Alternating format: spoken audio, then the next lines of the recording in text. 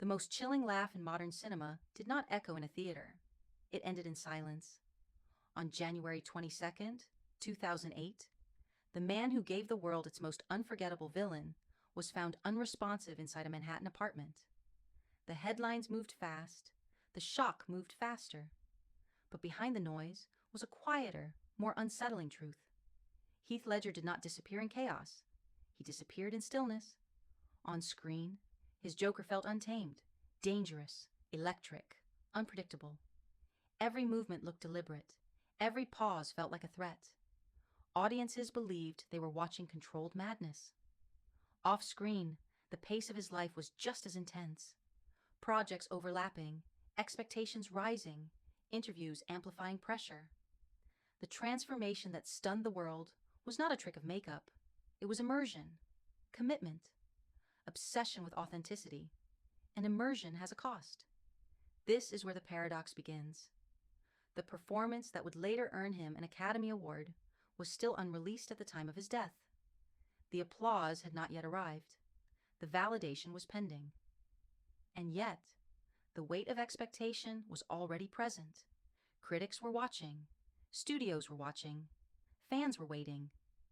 Heath had stepped into one of the most iconic villain roles in history, and he intended to redefine it. The question is not whether he succeeded. The question is what it required from him.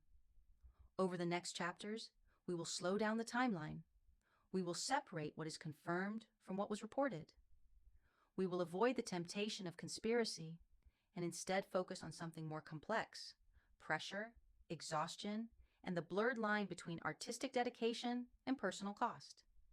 Because stories like this rarely hinge on a single moment. They build gradually, through sleepless nights, creative intensity, and the quiet normalization of strain. Here is the question that frames everything. Did the role consume him? Or was he already pushing himself beyond safe limits long before the cameras rolled? The world remembers the laugh. Tonight, we examine the silence behind it. Before the red carpets, before the Oscar speeches, before the painted smile that would redefine a generation's villain, Heath Ledger was a quiet boy growing up in Perth, Australia. He was not loud, not reckless, not chasing celebrity. Friends described him as observant, someone who watched more than he spoke. Acting did not begin as a strategy for fame. It began as a way to explore emotion safely, to step inside other lives without exposing too much of his own. As a teenager, he gravitated toward performance with unusual seriousness. While many saw acting as escape, Heath approached it like craft. He studied expression, rhythm, body language. Even early on, he resisted being boxed into stereotypes. That resistance would later define his career choices. Success interested him less than authenticity. He didn't want to be liked. He wanted to be believed. Leaving Australia for the United States was not an impulsive leap. It was calculated ambition. Hollywood promised opportunity, but it also demanded reinvention. Heath arrived not as a finished product, but as a risk. His early roles introduced him to audiences as a charismatic heartthrob. The industry tried to label him quickly, but labels felt limiting, and limitation unsettled him. He began searching for roles that challenged him rather than comforted him. This internal tension shaped his trajectory. Even when fame accelerated, he remained cautious of it. Interviews reveal a man slightly uncomfortable with the machinery of celebrity. He spoke thoughtfully, sometimes hesitantly, often redirecting attention back to the work rather than himself. That instinct, to focus on craft over spotlight, earned respect, but also created isolation. Because when identity becomes tied entirely to performance, there is little room left for rest. What stands out most in hindsight is not recklessness, but intensity. Heath did not drift into roles. He absorbed them. He believed in disappearing inside characters. He valued transformation. Each project became a proving ground, not to critics, but to himself. The drive was internal, quiet, and persistent. That kind of ambition rarely announces itself as danger. It looks like dedication, and dedication is praised until it crosses into exhaustion. Long before the Joker script landed on his desk, Heath was already building a reputation as someone who would go further than expected. The world saw versatility. The case file sees something else forming, a pattern of immersion that blurred the boundary between work and self. Recognition was coming. So was expectation. When fame arrived, it did so loudly. A teen romantic lead in 10 Things I Hate About You turned Heath Ledger into a recognizable face almost overnight. Magazine covers followed. Interviews multiplied. Hollywood offered him a clear path. Charming lead, safe roles, steady ascent. It was the kind of trajectory many actors protect carefully. Heath did the opposite. He stepped away from it. Instead of consolidating popularity, he complicated it. Roles became darker, stranger, less predictable. He resisted being defined by charisma alone. With Monsters Ball, then especially Brokeback Mountain, something shifted.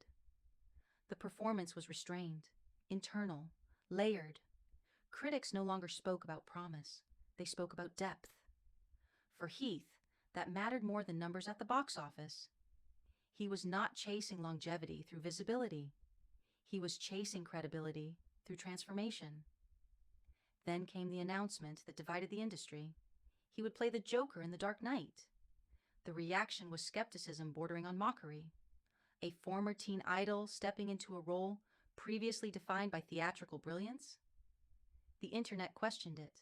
Commentators doubted it. But doubt did not deter him. It sharpened him. He approached the role not as imitation, but reinvention. Months before filming, he isolated himself to build the character's psychology. He experimented with voice, posture, stillness. The laugh, unsettling, unpredictable, was engineered through repetition. He reportedly kept a journal as the character, documenting tone, impulses, fragments of mindset. Whether romanticized or not, one thing is certain. He treated the role like excavation. He dug until something raw surfaced. On set, his presence shifted the energy of scenes. Co-stars described unpredictability, not in behavior, but in intensity. Each take carried weight. The performance did not rely on chaos, it relied on control, masquerading as chaos. Audiences would later describe it as transformative, but during production, it was simply work. Long days, psychological focus, physical adaptation. This is the moment the myth begins to form. The Joker was not yet public, but internally, the character was expanding. Heath had done what he always aimed to do, disappear into a role completely. The transformation was so convincing that early glimpses stunned even skeptics. The doubt evaporated. But transformation is not neutral. It requires energy. It demands immersion. And immersion, when sustained at high intensity, narrows the space between performance and recovery. The world would soon call it one of the greatest villain performances ever captured on film. The applause would be overwhelming. The Oscar would follow. But at this stage, none of that was guaranteed. All that existed was the work, and the cost was still accumulating quietly in the background. By the time filming for The Dark Knight intensified, the transformation was no longer theoretical. It was daily practice. Heath Ledger was not simply portraying the Joker, he was calibrating him, adjusting tone, refining gestures, sharpening unpredictability. This kind of immersion is often celebrated in cinema. It signals commitment. But immersion has a hidden cost. It blurs the boundary between performance and recovery. During preparation, Heath reportedly isolated himself for weeks to explore the character's psychology. Isolation can be creative fuel, but it can also amplify internal noise. He studied movements obsessively. He tested vocal rhythms repeatedly until they felt instinctive. He aimed not to play madness theatrically, but to make it disturbingly controlled. The work required intensity, repetition, and emotional access that did not switch off easily when cameras stopped rolling. At the same time, life outside the set did not pause. Interviews, expectations, industry scrutiny, all building quietly.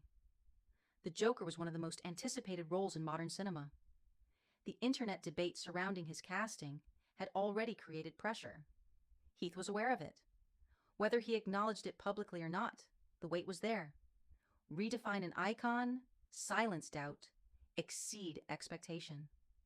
Then came the reports that surfaced later: insomnia, difficulty sleeping, long stretches of restlessness. What is confirmed is that he spoke openly in interviews about struggling with sleep during certain periods of intense work. What was reported by others after his death included exhaustion and stress. What remains unclear is how much of this was acute and how much was cumulative. The danger is not in any single sleepless night.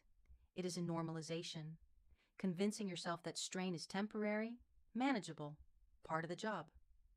Heath had always pushed himself creatively. That pattern did not begin with the Joker, but this role magnified it. The character required sustained psychological energy. Add to that overlapping projects and a fast-paced industry schedule, and the margin for rest narrows quickly. The public image, meanwhile, showed composure, red carpets, calm interviews, articulate reflections about art. There was no visible unraveling, only professionalism. This is where the case file becomes careful. It is simplistic to claim that the Joker caused anything. Art does not operate in isolation from life, nor does life collapse from a single source.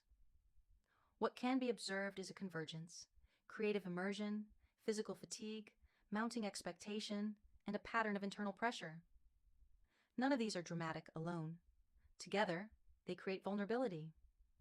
By late 2007, filming had wrapped. The performance was complete. The applause, however, had not yet begun. The work was done, but recovery had not fully happened. Momentum continued. Plans moved forward, and the body, already taxed, did not automatically reset. The role was finished. The exhaustion was not. By January 2008, filming for The Dark Knight had wrapped. The most demanding role of his career was complete. To the outside world, this should have marked relief. But momentum in Hollywood rarely slows cleanly. Heath Ledger was in New York, preparing for upcoming projects, reading scripts, attending meetings. Work did not stop. It simply shifted form. In the weeks leading up to January 22nd, reports later described ongoing sleep difficulties. Insomnia had been mentioned in previous interviews during intense creative periods. Lack of sleep does not look dramatic on camera. It looks like fatigue. It looks manageable. It becomes part of the routine. The danger is cumulative, not explosive. When exhaustion stretches over time, judgment can blur quietly. T-7 days, meetings, script discussions, planning. There was no public sign of crisis. Friends and colleagues described normal conversations. The future still existed in plans and calendars. Nothing suggested an ending. T-48 hours. Restlessness continued. Medication had reportedly been used to manage sleep. This detail would later become central in official findings, not as scandal, but as medical fact. The environment was calm. The apartment was ordinary. The moment did not announce itself as historic. January 22nd, 2008. He was found unresponsive in his Manhattan residence. Emergency services were called. Efforts were made. They were unsuccessful. The stillness that followed would echo across the industry within hours. News spread globally before sunset. The official medical conclusion, released weeks later, identified accidental overdose involving prescription medications. There was no dramatic twist, no theatrical ending, just a convergence of substances in a body already under strain. The explanation was clinical. The impact was not. The public reaction was immediate and fragmented. Shock, grief, disbelief. For many, the Joker performance had not yet been seen in full context. The magnitude of what he had created would only become clear months later. At that moment, there was only absence, an unfinished conversation. It is important to pause here. Final days often get distorted by rumor and myth. The case file resists that temptation. What is confirmed remains confirmed. What was reported remains reported. The core truth is simpler and more human. Exhaustion, medication, vulnerability. No villain behind the curtain. No symbolic ending worthy of cinema. The irony is painful. The performance that would redefine a generation of villains was about to be released. The applause was imminent. But he would never hear it. There was no dramatic farewell, just silence in an apartment, and a world left, trying to reconcile the smile on screen with the stillness that followed. Months after his passing, when The Dark Knight finally reached audiences, something unexpected happened. The performance did not feel haunted by tragedy. It felt monumental. Heath Ledger had not merely played the Joker, he had reshaped the blueprint of cinematic villains. The voice, the stillness, the calculated unpredictability. It set a new standard. What could have been remembered only through loss became immortalized through craft. In 2009, he was awarded the Academy Award for Best Supporting Actor posthumously. The standing ovation was not only for a role, but for a career trajectory that had been accelerating toward artistic depth. It was recognition delayed, not created. The applause he never heard became part of his legacy. But legacy is more than trophies. It is influence. After Heath's Joker, antagonists were written differently, more psychological, less theatrical. Actors spoke about immersion more openly. Directors cited his performance as a reference point. The ripple extended beyond one film. It altered tone across an industry. Yet the most important part of the legacy lives outside cinema. His story invites reflection about ambition, intensity, and the invisible cost of constant excellence. The myth of the tortured genius is seductive, but incomplete. Dedication is powerful, so is balance. The world remembers the laugh because it was unforgettable. But the silence reminds us that even the most transformative artists are human. And that is the part of the story we cannot afford to ignore.